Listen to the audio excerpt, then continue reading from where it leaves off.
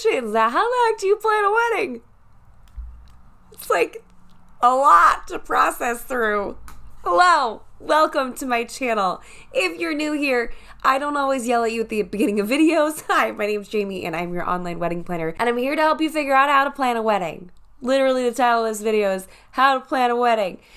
Because there are some very uncomfortable myths that get chucked at you the second you get a pretty new piece of jewelry. And also hello to all my lovely new chickadees who got a new piece of jewelry or made a large emotional commitment sometime over the holidays. Welcome to my channel where we talk about all things wedding planning because somebody's got to.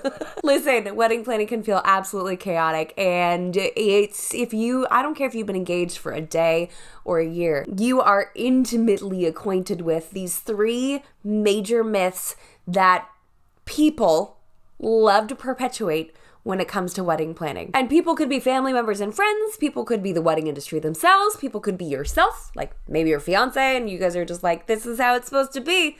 Buckle up and let's make this happen. And I'm here to tell you it does not have to be that way. What are these three uncomfortable myths? Number one, that you're supposed to know what you're doing.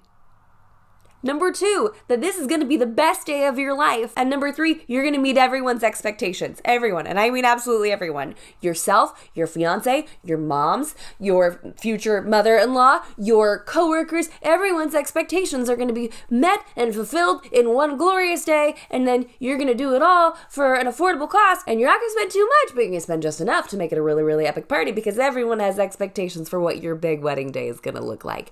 And that is a lot of pressure.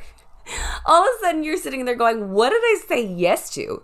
Like, I thought I found my favorite person and we agreed to spend the rest of our lives together. And now all of a sudden, like, my neighbor from 6 houses down is asking me when I'm getting married and what my colors are. And I've literally only been wearing this piece of jewelry for 36 hours. And this is just a lot for me to kind of like navigate instantaneously. And why am I saying all this? One, so you don't feel alone.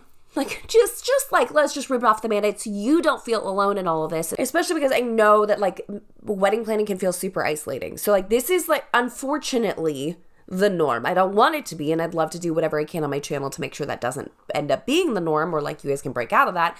But, like, it just is what it is. Those are those uncomfortable, constantly perpetuated myths. You're supposed to know what you're doing. Best day of your life. Everyone's gonna be happy. Just all the expectations are going to be met, you know? That's a lot. And instead, what you really have to do is you have to take a step back and figure out how to actually plan a wedding. So I see those three myths, and I would love to counter them with 3 rules to operate off of when it comes to wedding planning. Number 1, don't assume, ask questions. In every single capacity. This is going to be like such a test in boundaries for you and your family members. This is going to be a test in boundaries for you and your coworkers. You and your fiance are going to be making some of the biggest financial decisions you've ever made in your life, potentially. Not to mention with each other. Be very careful to not make assumptions in a situation like this. You're going to really want to have open and clear communication when it comes to planning a wedding. And a lot of people don't want to do this step. A lot of people want to skip this step. A lot of people want to go, it's all right, I know my fiance, I know what he wants, I know what they want. Like this, it's fine, we'll figure it out. But sometimes these weird things happen, or these expectations are in place that you were not aware of, or you didn't realize that these people in your life had been planning on. That rule also applies for the wedding industry. I'm going to strongly encourage that you don't make assumptions on an industry that you have no experience in. Like, remember, the myth number 1 is that you're supposed to know, or is that you know what you're doing. You don't. You've likely never planned a party of this magnitude before. Maybe those of you that have had a quinceañera have planned something like this, but my guess is it's been a few years since that happened, right? And you didn't plan all that yourself. There's still some nuances here. You're not supposed to know what you're doing. You're not supposed to know how the wedding industry works. You're not supposed to know how wedding planning works. So don't fall into that trap, into that myth, into that assumption that you're supposed to know everything. Start asking questions, which leads us perfectly into rule number 2, okay? Pick an educational platform. It could be mine. I would be so happy to have you here. We literally have years worth of content just waiting for you, hopefully to provide you with tons of answers and make all of these choices to feel empowered, relaxed, stress-free, confident, moving forward. I would love for you to subscribe. I'd love for you to hang out. I would also love if you want to join the master plan community, which is literally where I walk you through how to plan a wedding in chronological order in the same exact way that I walk my long-term planning clients through. We found a way to distill that and bottle that and put it online where I have live calls with you guys every single month to walk through some of these really hard to navigate situations. I'll go ahead and link it right here if you guys want to go ahead and check it out. You got to pick a platform that you're going to be educating yourself off of. Because if you're bouncing back and forth between TikTok and YouTube and The Knot and Zola and Google, and you're kind of getting all of this information, it can feel really overwhelming. This is why so many people go, I'm just going to hire a wedding planner. I'm just going to do that, and my planner can tell me what I'm supposed to be doing and when I'm supposed to be doing it, because I do not want to educate myself on this process. That's still a very valid route to go with this, right?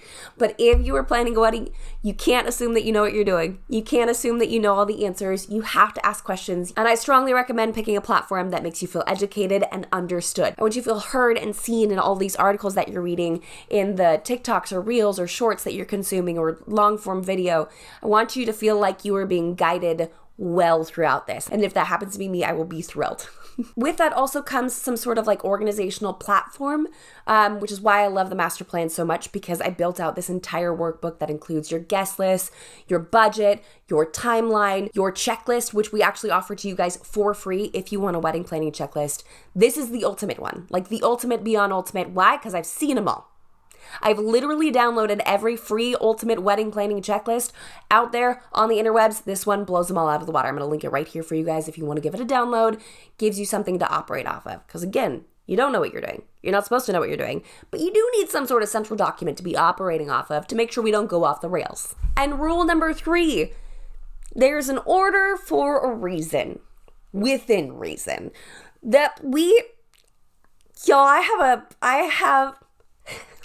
We came across, I'm sorry, I'm getting a little worked up. We came across this wild piece of information when we did a poll of our audience. We had over, 10 or 11,000 people respond to this one specific poll.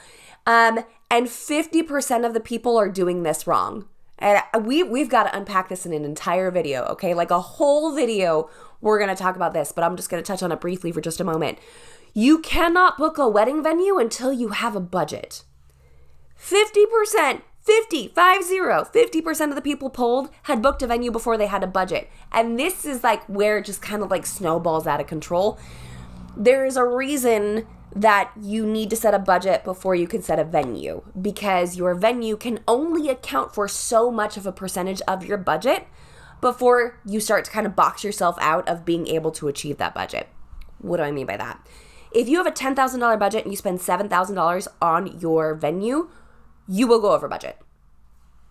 If you have a $20,000 budget and you spend $13,000 on your venue, you will go over budget. It's just one of those, just because you spend more on a venue doesn't make all of the other items that you might need for your wedding cheaper. You really do need to sit down. Do not make assumptions for what your fiance wants or for what your family wants. If you want to take their wants and desires into account, those are conversations that you need to have. I did this video literally about a year ago. This is a cyclical thing at the beginning of every year. We do a big how do you plan a wedding style video to draw in all the newbies, welcome all the new chickadees with their fancy new jewelry and lifelong commitment they've just made, and also just really direct them on the path that they should be headed down on, which is always a fun thing to do every year. So for those of you that have been around for a while, you're going to see some consistencies in these beginning of the year videos, but that's the way the cookie crumbles, okay? So a video that I did about a year ago was how to plan a wedding in 5 steps. And yes, it was a grand oversimplification. Obviously, it's going to take more than 5 steps to plan a wedding. And I'll go ahead and link that video if you want to go give it a watch. I'll link it down below if you want to watch it afterwards. It's up to you. But the 5 steps are, number 1, strategize. You got to come up with your priorities, figure out what's important to you and your fiance and your family. Within that, you also need to figure out your budget, kind of what you want it to look like, the vibe, the general season that you want to get married in. You got to come up with a strategy. You can't just throw darts at it. I mean, you could, but I wouldn't recommend it. That's why people say wedding planning is stressful, because they do things out of order. Number 2, you're going to want to book your big 6. Those are the 6 vendors that you kind of have to have if you want to have a basic wedding. We're not talking about elopement. We're not talking about a mini-moni. We're not talking about a micro wedding. We're talking about your average general run-of-the-mill wedding. And I probably should have said this when I was talking about picking an educational platform. In order to really make your wedding day what you want it to be, sometimes you have to know what the baseline is, what the standard is, Who do people normally book? And then you can choose, do I want to book a florist or not? Do I want to book hair and makeup or not? Do I want to spend $5,000 on a photographer or not? Is that the norm in my area? Is that what's considered typical wedding planning choices? And do I want to make those same choices? But it's kind of hard to decide when you're assuming that wedding photography should only be a certain cost and not really understanding or researching what the general cost is. Does that make sense? Okay, I'll get off that soapbox. We'll keep moving on. So once you book your big six, which are venue, food and bev, photography, rentals, florals, and DJ or some sort of music, something. Once you book those, you can then move on to your next step, which is adding flourish, which is adding all of that extra pizzazz that makes your wedding day your wedding day. That could be a photo booth. That could be a wedding planner. Again, some people may not choose to book a wedding planner because we're expensive as heck. There, I said it. I love what I do. We're not in everyone's budget, and that's okay. It could be hiring a caricature artist or someone to do live painting at your wedding. Or it could be something as simple as hiring a professional officiant instead of asking your uncle to do the ceremony for you.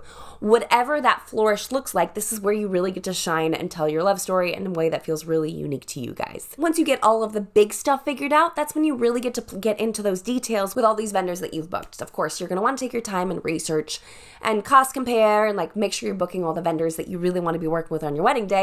But once you get to this point, it's like, hey, what do you need from me in order to do your job that we've hired you to do? What do you need from me to be effective at your job? If you're a caterer, do we do a tasting with you? Do you need meal preferences from us? When do you need a head count of all of this stuff? Asking that question repeatedly to each and every single one of your vendors will help you to be the best client ever and give them exactly what they need from you, because you're asking the right questions. Again, we're not making assumptions here. We're asking questions. And last but most certainly not least, we delegate, okay? It's really hard to run your own wedding day. No matter how much we try, I was one of those. If you're new, you probably don't know. I didn't have a coordinator for my wedding day, and that was the impetus for starting this entire wedding planning business, which is gosh, what an old tired tale. So many planners and coordinators get started because they planned their wedding and they loved it and they fell in love, or they didn't have someone to plan their wedding and they want to remove that stress from other people. So it's a common tale. Mine is not unique in that regard. I just took to the interwebs to share it. Before a lot of other people did. I don't know. And that pacing, those 5 steps will be similar on every single platform you look at. There is an order to this. There is a cadence to this. There's a reason that you need to do your budget before you book your venue, because then you will go over budget and you will be stressed out. It's very common, regardless of whatever platform, whatever educational platform you've decided on.